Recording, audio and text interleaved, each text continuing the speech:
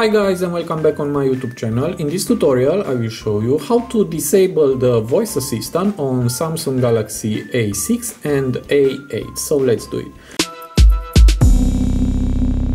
So if you activated by mistake the voice assistant on your Samsung, to disable it is very easy. First you must use two fingers to swipe on the screen.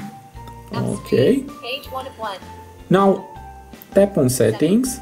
And now double tap. Now tap on accessibility. Now double tap. Now tape on vision. Now double tape. Now tape on voice assistant. And now double tape.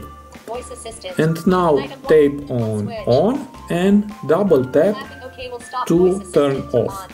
Hit OK and again double tape. And now it's off. So it is not so hard. I hope this tutorial to be useful for you and see you to the next. Have a nice day.